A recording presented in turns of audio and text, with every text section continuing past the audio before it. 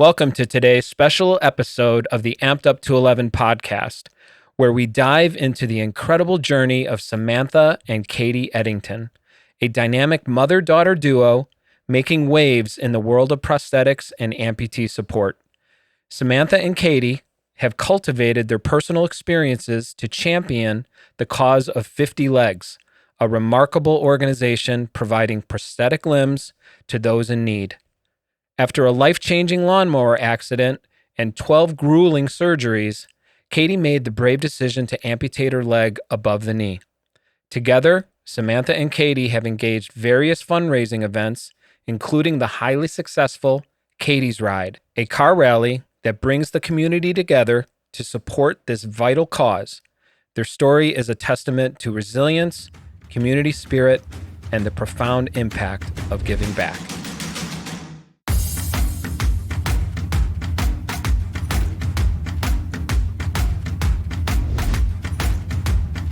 Welcome, Samantha and Katie Eddington. It's so good to see you. Thank you. Good morning. Good morning. Yes, it is morning. This is a first in a couple different ways. Number one, it's early.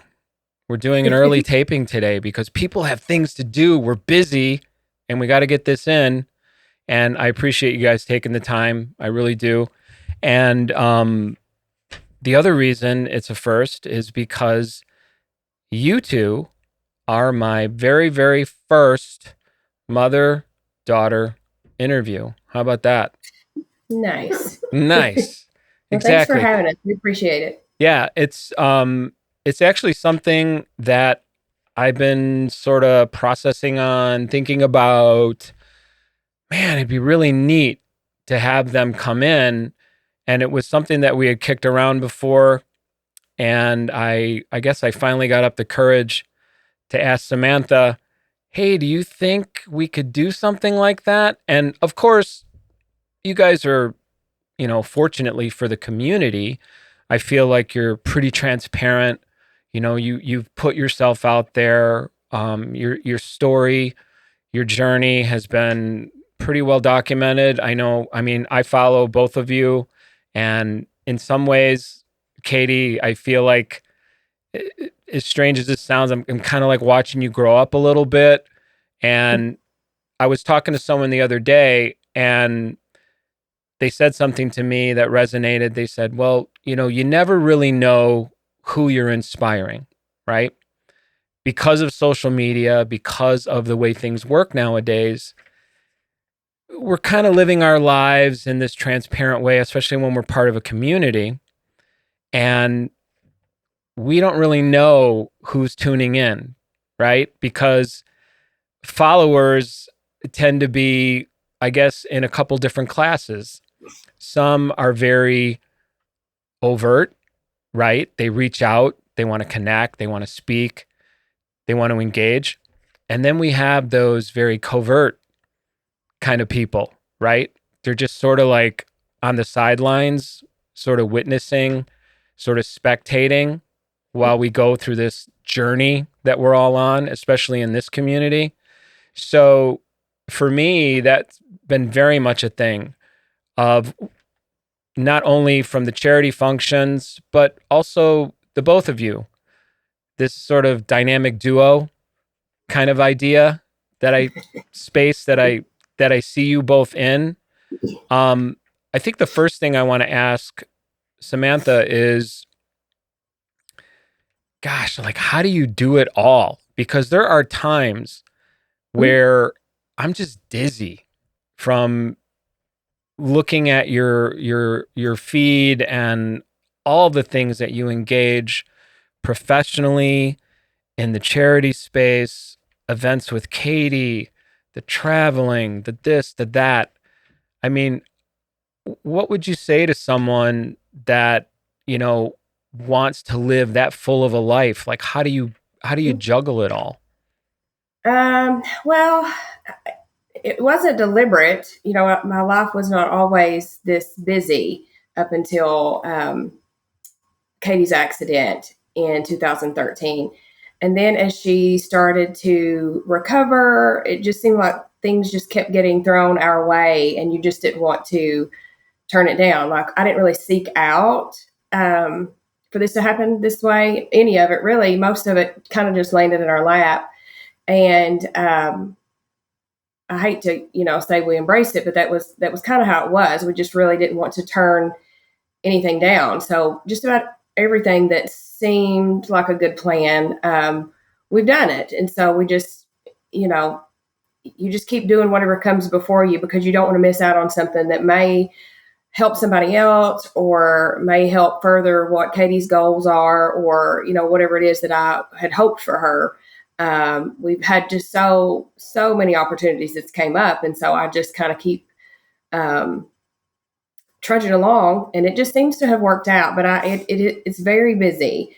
The charity aspect was something additional that I didn't see coming. And so that's been a big task. But, we've been involved with the 50 Legs charity for quite some time. And, a lot of the kids look up to Katie. So you don't really want to slow down on that, because sometimes it's very important to do that. I think you're right. It's what I consider to be like a momentum kind of issue. Yeah. And, I chuckle a bit when you say, well, I didn't really choose this, because so much of the circumstances around the podcast and some of the success that we've had, it just sort of just happened, right? Right. Because for me, my purposes was I wanted to be able to engage my heroes. I wanted to be able to speak to the people I was following. It wasn't enough for me to just sort of, look at their photos and look at their videos and draw strength from that. I felt like it was such a huge inspiration and sort of a vibration, in the sense of I wanted to kind of experience that in real time, and make that connection. So that was, in a lot of ways, just very self-serving at first. And then suddenly, it, like you say, like things just kind of get a life of their own going. Right. So for me, it was, okay, now there's all these people following and people DMing you and sending you email. And then I have these sort of weird sort of epiphanies about, like, hey, I don't know everything. Suddenly I'm like this expert, and I have to remind people I came to this not even knowing what a podcast was. Right. When someone told me you should do a podcast, my response was, what's a podcast? Yeah. So, to end up in this position, it's a little strange at times, but it still allows me to connect with people like yourself, to finally meet Katie, who I have been following, who I'm just, blown away by what she represents in the community. And it's so nice to hear the influence that she's having, on people younger, than herself. And that's such a great mission, right? It really takes something that, for most people, when they think about an amputation as a result of a lawnmower accident, most people go to that very, very dark space immediately. Like, oh, it's a tragedy. It's horrible. It's sort of like life crushing and life ending and all these things. And to see what has occurred, right? What that catalyst represents in your lives is just, it's proof that the human spirit is incredible. Like the power that we have as human beings to take something like that and turn it into what you have to enrich your lives, enrich the lives of other people. It's awe-inspiring, and that carries a lot of weight. I mean, Katie, if you can answer this, does that ever feel like a lot of responsibility, because you're an influencer, because, people look up to you? When you hear someone say that to you, like, hey, like, you really inspire me, and you know, I walked across the room today because, I saw something that you did, and it put me in the right headspace. It recalibrated my thinking. How does that make you feel on the daily? So honestly, whenever I first got into track, I mean, I was like just as young as these kids were. So I didn't have like a specific person to look up to. So it's really nice for them to know that they have at least somebody to look up to. And it doesn't even really start with one age group. I mean, whenever I used to run all these 5Ks, people would give me bracelets, like say how inspiring I am. And I never really understood that until I got to put it in an aspect where I was helping younger kids. Because, I mean, I was like, why are all these kids like adoring me? Like, I barely did anything. But I mean, I'd help them at the track. And it was just really nice because, like, I mean, they feel just like I did. Like, they didn't feel normal until they got in a bigger group of amputees. And then they're like, oh, I don't have to live my life and feel so out of place. So it was really nice to show them a different kind of chapter to their life. Yeah, no, that's really, really, it's really beautiful. I feel like so much of your experience as an amputee has created, a significant amount of wisdom, a significant amount of life experience at a very young age. Because let's face it, I mean, most kids, that don't go through something like that, that's so transformative, don't really ever get to experience having that kind of influence over people around them. You're just sort of living your life and doing what you can to be the best person you can be, and you're learning along the way. But to suddenly be thrust into that position of responsibility and accountability and realizing that what you do is affecting others in such a positive way, I would think on the one hand can kind of mess with you a little bit, like you're describing, where you're like, well, why is everyone making such a big deal? But at the same time, as you get older and you see the results, because I'm sure even given that you're very young still, you've seen some people grow in this space. You've seen some people, young people, go through tremendous amount of change and improvement and made huge gains, right? As people in this community. I want to talk about 50 Legs a little bit. We had the good fortune of interviewing Steve, I want to say maybe a year ago, something like that. Maybe it may have been 22. I don't remember. Oh, was it 22? Okay. He was one of the earliest ones that you had on his. This is going podcast. Quick, man.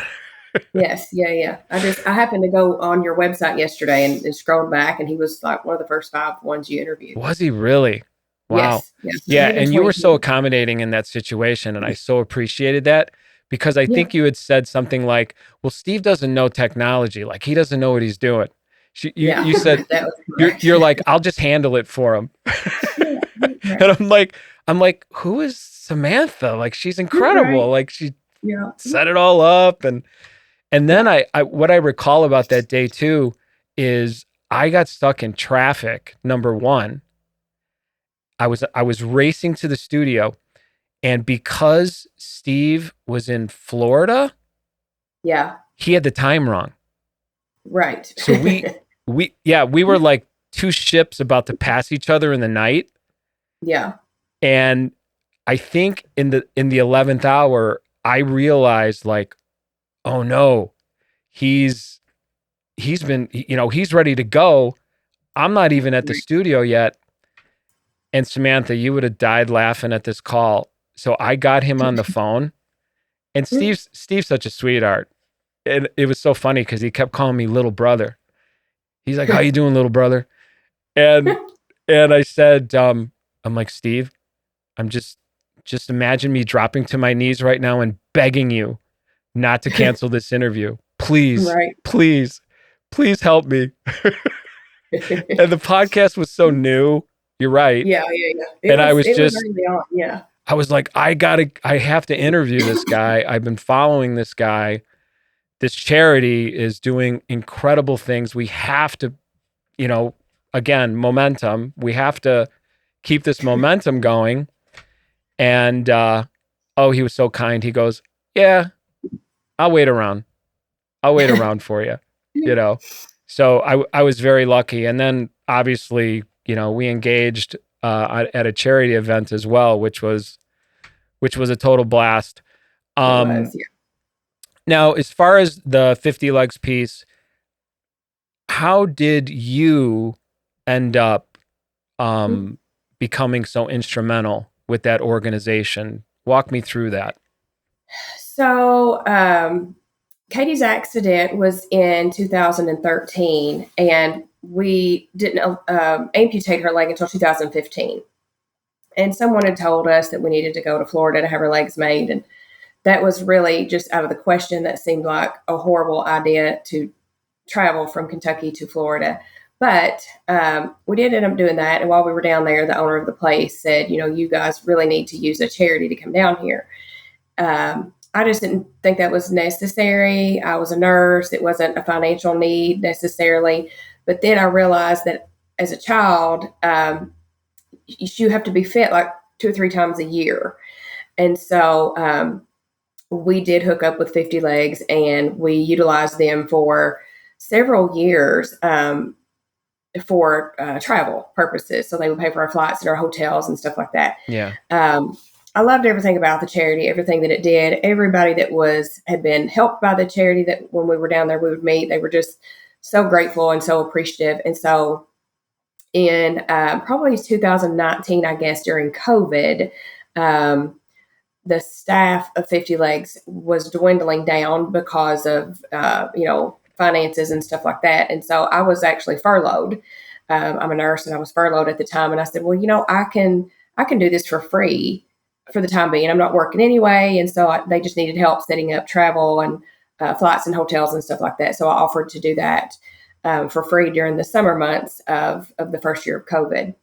And then I just finally, I enjoyed it. And then also after a bit of time, maybe a year, I guess, and they started to hire the staff back, but I was still involved as a volunteer. I really thought, honestly, that I had something to bring to the table.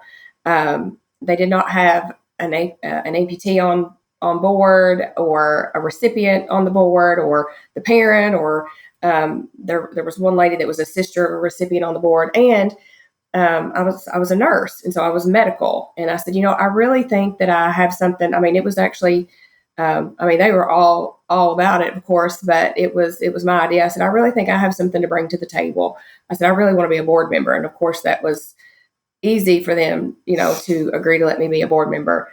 After that, things with any charity, I think, transpires over time or whatever. And so for the most part, and it's just because we just don't want to spend the money on a director. Every time we think about hiring more people, you think about how many legs that would take away from somebody else. Sure. If we paid an actual director, $100,000 a year or whatever. So for the most part, I've been a board member for several years, but for the most part, I am the director, just because we can't pull the plug on the financial aspect of it. We need to, but we just haven't. We have a great board. We have a lot of volunteers. And I've been a board member for several years and pretty much oversee. We have several part-time employees that do the bulk of the work. But Katie and I are pretty heavily involved with the charity on a day-to-day basis. We go to most of the events. She spoke at some of the events, and there's not anybody involved with the charity that doesn't really know who Katie is. So how do you like that, Katie? How do you like playing that role with 50 Legs? I mean, especially the public speaking part, like that gives me anxiety to think about, oh, now I got to talk to all these people too. Well, it's not too bad, because once you kind of get to know me, I don't really shut up. So, but with all these kids too, and they don't shut up, it's not a great duo. But I mean, that's all right. My mom, honestly, she takes care of a lot of stuff. My nana, I don't know if she's still on board, but she used to be. She's employed. So, yeah. Nana is, yeah. So, I mean, my whole family's wrapped up in it pretty much. Yeah. But I think it's cool because, I mean, it just makes me more involved, and it gets, like, I get to have more experiences through it, so. And you've been an amputee long enough now. I would think you've gone through like a spectrum of technology when it comes to your prosthesis as well. I mean, what has that experience been like for you? Because you're you know, you're a young person and you're growing and things are changing. Your fitness level is obviously changed a bit. And, you know, what do you see that process like? I mean, through your eyes, because, you know, so often I talk to adults that are in, you know, our situation being amputees. But I think it's incredibly valuable to get like your perspective at your age. I mean, I started out in a crappy kidney that, I mean, every kid gets if they're an amputee. And I've kind of just grew with that. I mean, I'm great at walking now. I'm great at running now. And it's pretty much all thanks to 50 legs. If not, then I wouldn't be able to run. But I mean, I really think it's been a great experience for me being able to grow and like, because I mean, I didn't used to walk this good. It's just, it all takes practice and determination, I guess. Yeah, I think that's really important because so often people will say to me in my professional life, I mean, I wear shorts as often as I possibly can because it just makes my life so much easier.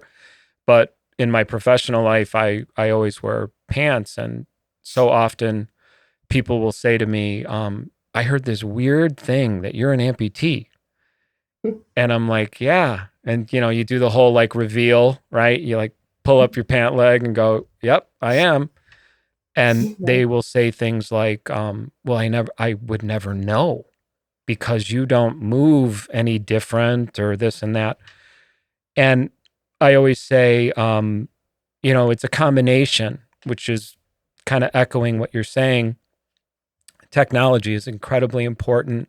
The right prosthesis, the right fit, the right support team, all of that is important. But let's face it, we have to do a lot more work too.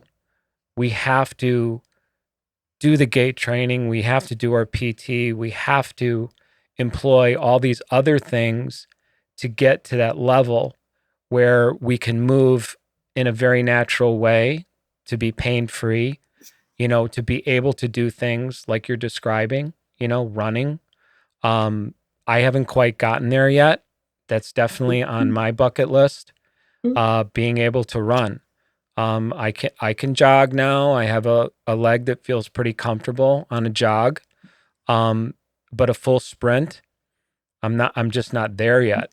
And not that I not that I was really there when I had my leg, but again, it's that goal setting that occurs when suddenly, you know, we're donning this prosthesis all day.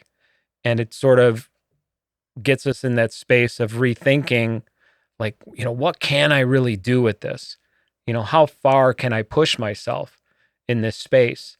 And I think that's definitely evident in young people like yourself, because very often young people are just boundless energy, and they, you know, they tend to be a little more positive in that direction than, let's say, someone like myself who's in their 50s.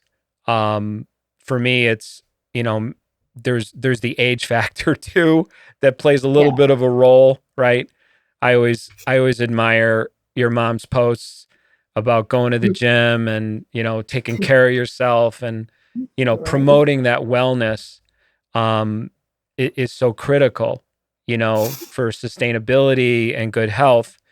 As far as your situation, Katie, I mean, what challenges have you faced because you're such an active amputee when you think about your residual limb or the care that goes into that?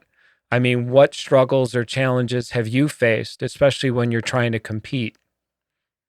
So honestly, the complications didn't really start until like middle school when kids got like just really mean about it, and they didn't stop until, I mean, they still haven't stopped. I mean, it's took so much for me to wear shorts in public just because you can see my knee. And I mean, my socket's a little different looking, so I mean that's another part of it too. So it was pretty hard to get over the confidence factor. That's the only thing that's been like the biggest issue for me, because like honestly, there's not that many above the knee amputees that are my age, so there's not like anyone certain that I can look to and be like, hey, like how do you deal with this? Because like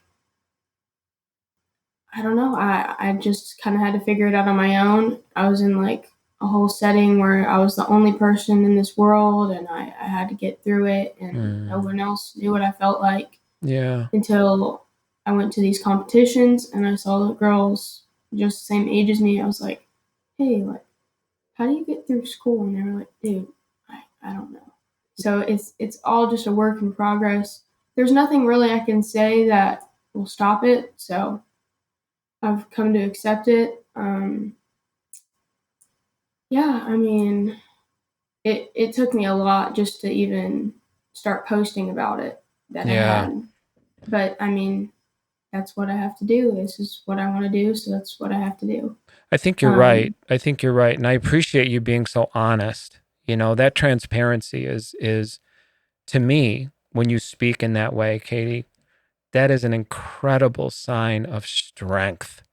When you can say those things, when you can face down, right? When you can stand there and look at yourself and say, these are the challenges that I'm managing. These are the things that I have to overcome, right? Because I've talked to many adult amputees that were either born with a congenital defect, or let's say that they had an issue, some kind of trauma like yourself, or a chronic illness that caused an amputation at a very young age. So my fascination always goes to, what was your childhood like? What did that feel like? What did you go through? What were the struggles in assimilating, fitting in, right? Because I go to that place in my mind when I was your age, and I was incredibly shy. I was not confident at all. And anything that anyone did that made me feel either I was different, disliked, or uncool was crushing for me. It was crushing. I would internalize it. I would carry it around. I really, really struggled with my self-confidence. I definitely had a lot of, like physical, like dysmorphia issues. Like, I'm not good enough. I'm not good looking enough. I'm not this. I'm not that. But to be able to talk to someone like yourself, to know that all of that is very real, and it's just a building block of your resilience as a person, as a woman, and someone that is going to be that much stronger in your later life because you've gone through that. Because a lot of people, don't have to deal with it on that level that you're describing, because that is difficult when you feel, like you mentioned, like I'm in this world, like all by myself, like I'm alone in this, right? And that's really, really hard at a young age.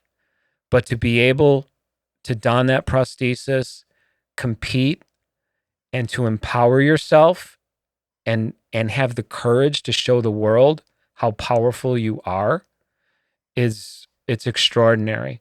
It's extraordinary. And I think that's why, I see your light is so bright, and I, I draw energy from that, and it inspires me to try new things and to do things that maybe I, wouldn't have done otherwise. So please know that the people that really matter are behind you, and they're watching, and that's all we really need to know, as amputees, really. And we have to band together, and we have to show the world as a community that we are incredibly powerful people, that we are just these fountains of courage and resilience and inspiration. And it just shows courage that you'd be willing to come on and share that, with the world. And, someday when you've got your own kids and all that other jazz, all that other adult stuff, they'll look back and that's your legacy. Like, wow, she's amazing, amazing person, And of course, you've got your mom to thank for all of those traits and all the, not just your genetic code, but all of that culture and, family kind of love and support and all that good stuff that has brought you to this place. As far as looking ahead, I was struck by some of the things when I was doing show prep, and because I follow, I know so much about the both of you already. This event that you've been doing, the Katie's Ride. What is the plan going forward with that? Is that something that you're doing every year now? And that seems like a huge endeavor. Tell me about that. It's been a ton of fun. So I guess it's how many years? 10 next year. 10 will be next year. Yeah, I think we skipped a year because of COVID. So there was a couple that we knew that reached out to us the year that Katie lost her leg and wanted to know if they could have this a car ride. It's mostly old cars, and they drive through the country, and then they stop and have a car show. And they wanted to know if they could have that for us and give us the money. And at that point, we had really kind of rebounded a little bit from the financial aspect of her 22 surgeries she had. And so, but they were really excited about it. And I said, well, we really don't need the money, but if you want to have it, we could have it and you could donate it to 50 Legs.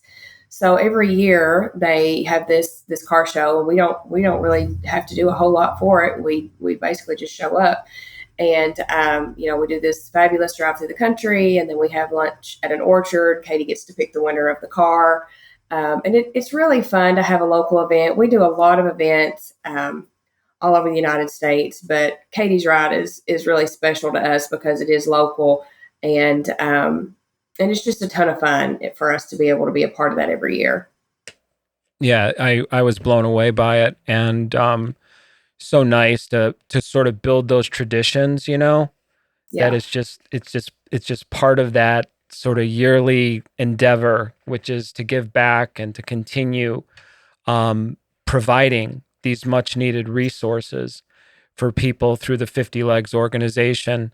I wanted to talk a little bit about what had happened when a mother like yourself, Samantha, and I don't know if Katie's aware of this, but there was a young mother that had contacted me, and her son was in a similar accident to yourself, yes. Katie. And she was following, through the podcast, and she had reached out to me.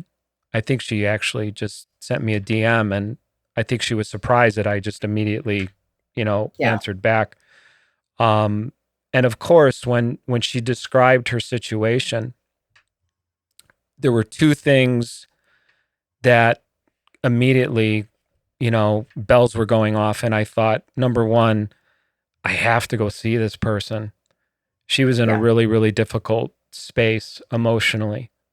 And I just felt like she so desperately needed, and her son needed, to see an amputee, to see someone wearing a prosthesis, to see someone walk in the room with a prosthesis on. Because in her mind, I think it was a very, very dark kind of space. Like for her, life was like over. Yeah. I can't go on. Like, she was sending signals that were scaring me. And Yeah, it was not really um, not really an uncommon situation, to be honest. Having been there myself, when your child is involved in a lawn mowing accident or any kind of a trauma like that, the situation with her was hers was so fresh when you connected me with her, and I've done this many times with moms or parents of lawn mowing accidents, but hers was one of the hardest ones for me because the feeling originated. I could feel it. It was so tangible. yeah, I did as well. It took me back there. It took me back, and I knew when I started talking to her. It took me back to that dark place as well. And it often does, but other situations that were different than hers is some of the other people weren't as willing to, they weren't as forthcoming about how they were feeling as she was. Yeah. And they may have had other family to turn to. And I'm not saying she didn't have any family, but she connected with me very strongly. And it was, we would text in the middle of the night and we would have phone calls in the middle of the night. And it really took me back to a place that I had, and that's one thing I kept telling her is, if you just stay this course and you just keep moving forward, I promise you this feeling will go away. It will. Life will just make it go away. And I didn't even realize that really until I had reconnected with her, because you can't feel that way forever. It's just not even possible. I don't think there's a feeling that comes along with that type of a trauma. And I hadn't even remembered how horrible of a time frame that was until I connected with her. And I was just so desperate to help her, because I realized then this could have gone either way. And I realized that I was like, this could have gone either way with me. I felt like, and it wasn't a choice I made. I think it just happened. And I don't know if it was the people around me or Katie was doing so well or what it was, but the things that she was saying, I could remember feeling that way. And it was really hard. It was probably the hardest situation of trying to help somebody through something I've had. And I've tried to help a lot of people, parents anyway, try to navigate through this. And for her, she was single also. She didn't have a spouse. And so I really did feel like for a bit of time that I was all she had. That was the feeling I got. So when she did take her son to the same place that I took Katie. And the facility even said she's not doing well, to the point where I got on a plane and I flew down there. Yeah. And that was helpful. And I mean, she even my mom got involved, and my mom would talk to her sometimes in the middle of the night, because it was just so, it's hard to explain, because I think for somebody on the outside, they think, and it's a big deal. It's a horrible thing, but the feeling was normal. And it's really hard to explain if you have a child that has been injured by something like a lawnmower. It's just such a foreign concept. Oh, sure. That could have possibly happened. There wasn't negligence involved. It wasn't anything like that, but you had a perfectly healthy child. And now you have to go through this trauma, and you don't know what to do with that. You just really don't know how to process it. And every day for the longest time, it was years before I could really process that had happened, that it really wasn't as uncommon as I thought it was. Because you just feel like people are going to look at me forever as being this. And I don't want to just be this. You have to get out from under that dark cloud and figure out what your journey is going to be. And I just did not want to be known for that. Right. But it was years before I got that feeling out of the way. But connecting with her was really, really hard. It was. Yeah. I mean, what I was going to say too was, going there, this urgency of, I need to go and meet this person. Yeah. I spent a weekend with her and her son and just tried to process through a lot of what you're describing, which is spot on. And this huge bell went off. Oh my gosh, you need to talk to Samantha. Oh Yeah. my gosh, you need to talk to 50 Legs. And I think I think I just simply sent you like a quick message. Yeah. And you like, you know, revealed your Superwoman cape and you like flew Right. and you just Yeah. took control and went boom right into action. Yeah. And I can't even tell you. And I don't know if I've ever really taken a moment to thank you, to say, gosh, just the worry I had for her and knowing that the baton that I had passed was in the right hands. And that was such a comfort to me. And knowing that this was probably going to be in some ways difficult, like you mentioned, because it sort of opens up some old wounds Yeah. about, you know, your own experience, your own feelings that have now, you know, have sort of layered over now, but are still there and always will be there. Right. But at the same time, I know that she can help her. I know that they can help her. They will figure it out because, you know, coming from through my lens, like, you know, I don't even know how to start here because we have an obvious issue with her son because he's gone through this trauma, but mom is in this very, very difficult place right now and she Yeah. needs hope and she needs connectivity and she needs to know, you know, and I think Katie said it best, like, you're not alone. You're not alone. There are other people that are willing to support you, willing to love you, willing to help and try, you know, their best to get you through this moment, to push you forward so that a year, 2 years, 5 years from now, a lot of that, it's always going to be part of you, but it's something now that you see as a building block for your strength, your resilience as a person, that you went through it. You came out, you know, of the haunted forest. You're in the daylight again, which is a good thing. And when Yeah. I do see her and her son thriving, it's pretty awesome.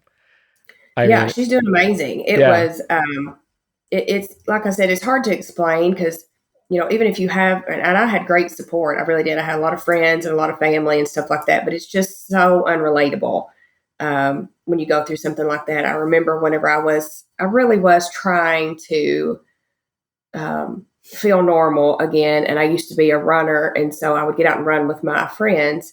And I started trying to run with them again. And they would be talking about their kids doing dance and soccer. And they were complaining about the cost of their dance uniforms and stuff like that. And I was thinking, I just need my kid to be able to walk, yeah. And so What are nobody you knows what to even do complaining with about? you.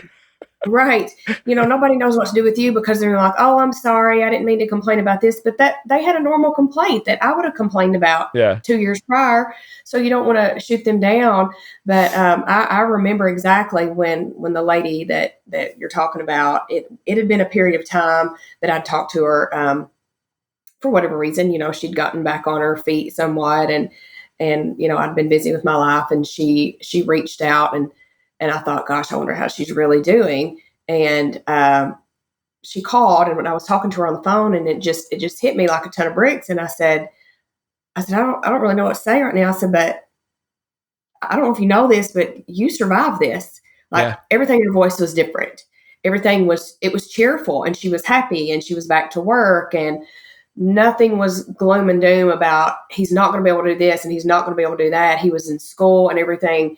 And it was kind of nice that there'd been a little period of time since I'd talked to her because she was entirely different. And I said, I honestly did not even know if it was possible because it was so bad. It was just Yeah. so bad, the place that she was at. And I just couldn't pull her out of it. Yep. No, I've done a check-in with her too. And she's definitely turned the corner and is in Yeah. a very, very good place now. Yeah. So There's a weird survival mode that you go into, that I think that's what is kind of blocked out. And that's what I remember the most whenever I started talking to her in the beginning is survival mode. And it's miserable. It's just a miserable place. Yeah. And I felt that, and it took me back to remembering stuff like that. And I would be like, why don't you just go outside? Why don't you go sit on your porch for a minute? Just very little things, or trying to convince her, why don't you just take a shower today? Yeah. And I know that to an outsider, they're thinking this woman, if anybody else said that, you would think, well, they need to be committed. You know what I mean? They need like serious. And but I knew what it was. It was very basic things.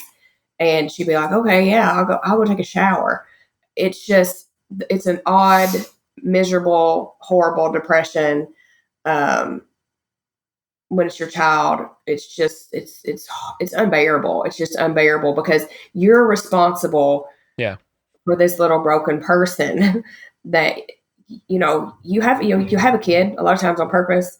And you think if you do all the right things that they're going to turn out this way. Yeah. And for circumstances beyond your control, that was not what happened. And there's no, there's all the what to expect during the teenage years and what to expect when you're expecting. There is not a what to expect when your kid gets ran over by a lawnmower. Yeah. And so to try to navigate that and make sure that all the opportunities are there, it's scary and it's overwhelming to think that you've got to figure this out, or it's not just your life, and shutting down's not an option. No. That was one thing that I kept thinking is, you can't lay down in the bed. If this was some other situation, you'd be like, I'm just going to be depressed and I'm going to curl up in the fetal position and I'm going to go to bed. That's not an option. Yeah, being a mother, you can't take a vacation from being so every day you had to face it whether you wanted to or not. Yeah. You really did. There was no option. Yeah. How does all that make you feel, Katie? I mean, when you hear all that, I mean, where does your mind go to? I mean, for my family, it was just such a different experience than me. Cause I mean, I don't remember it. Like, I remember the sounds of the hospital. Certain sounds trigger me, but I don't remember, everything. I'm not going to go into detail, but everything that I looked like after. And that's something that's going to be engraved into their minds forever, but not mine. Yeah. So it's just totally different sides of trauma, totally different signs of depression. It's just, and I didn't really realize that it had such an effect on other people until I grew up and had a talk like, this is what's going on. Like, this is, I don't know. Like, it was just, I don't know. It was just almost mind-bending that I wasn't the only one going through something. Like, the accident didn't just happen to me. Yeah. Which I never really realized that because the accident was so self-centered on getting me better. And that took so much out of my mom and my dad and all my family basically was going through something. So Right. No, that makes complete sense. There was a thing that had happened when I was a kid, probably about the same age when you had your accident. And I was in Chicago and I was leaving my grandmother's house and I was running ahead of my parents, and there were these doors that were like plate glass. It's like an old time door, like a wooden door with a big glass panel.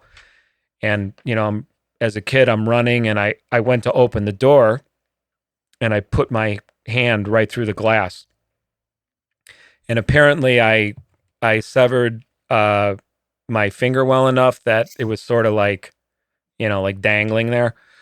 And my parents describe it like it was the most horrible, terrifying, like the way they describe it was like there was an ambulance and there was like people in the street and, it was pandemonium. Katie, I don't remember any of it. Right. Well, it's funny that reminded me of something that Katie wrote in school when she was younger. They had an assignment and the teacher apologized profusely for even asking the question. but she had asked the class to write about what the most miserable experience of their life was. Now, there she sits with her prosthetic leg, and the most horrible experience of her life was getting braces. Oh, really? Yes, braces on her teeth. Braces. She never mentioned the fact that she had been backed over by a lawnmower. Yeah, I didn't like the braces experience either, just so you know. Yeah, her teacher called me and she was like, I'm so sorry I asked this question, but I've got to tell you what her answer was. I was like, how is that so bad? You had 22 surgeries on your leg and braces is what you remember? Yeah.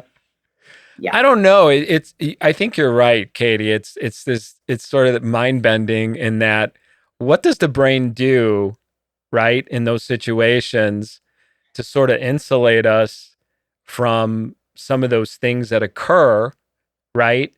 And now that you're getting older, you're hearing stories, and maybe there's these sort of connecting of dots of, oh, that's what happened, or oh, that's what so-and-so was going through. And Yeah. like I was just growing up and being a kid and, oh, we're going to my next prosthesis fitting today. And that's just what I do because that's just life. But, you know, looking through the lens of a child is very different.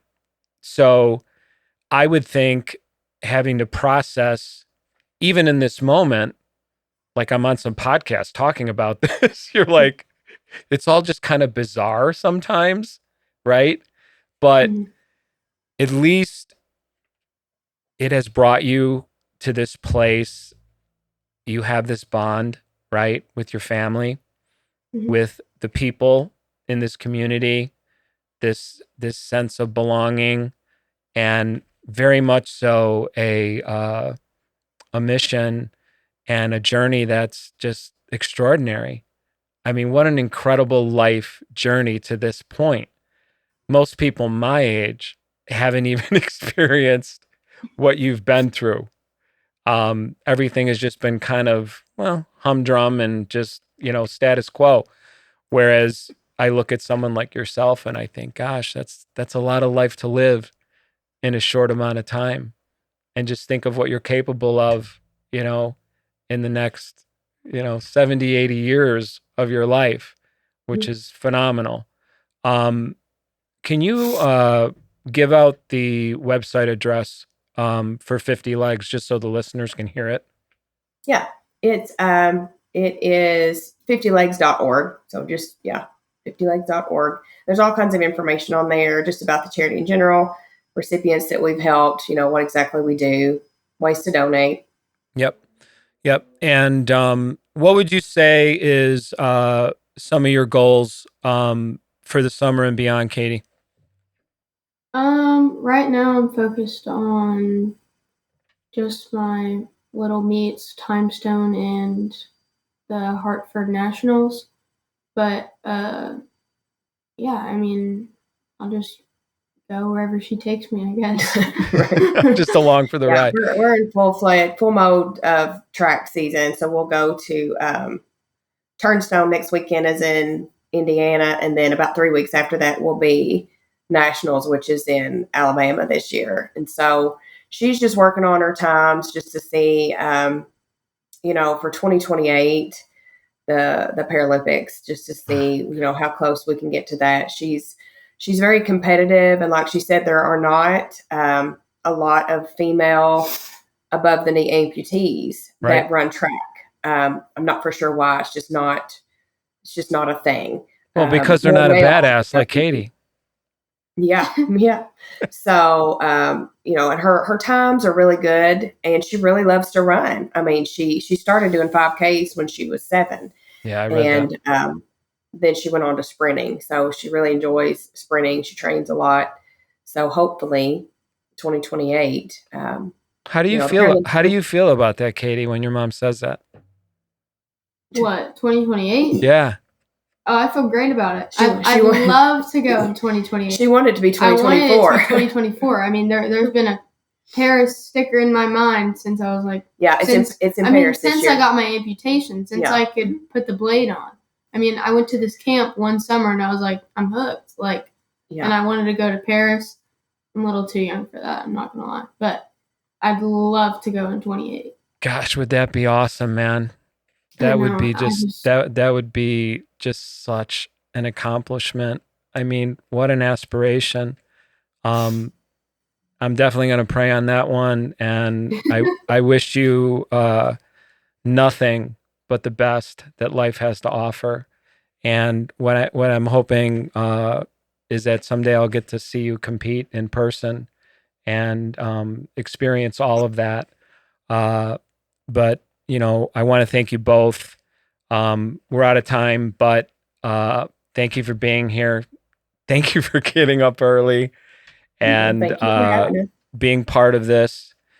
Please don't be a stranger. I feel so honored and privileged to be associated with 50 Legs and people like yourselves that are an integral part of that organization, that I was able to help fundraise a little bit. You know, it was a great event. That was so much fun. It was fun, wasn't it? It was great. Especially when Steve was trying to get people to shut up. Oh gosh. Yeah. I think I whispered to him, I'm like, just tell him to shut up. Yeah. Yes, it was good though. It was a ton of fun. It was a lot of fun. Yeah. Definitely something that, you know, I would like to revisit at some point again. But it's just, it's really been wonderful, you know, getting to know you and your people and just all of that, you know, sharing that energy together has been really, really important to me. And I feel blessed that I'm in this space. But Katie, Samantha, thank you for being here. This is the Amp'd UP211 podcast. My name is Rick Bontkowski, and I want to wish everyone health and happiness, and we will see you next time.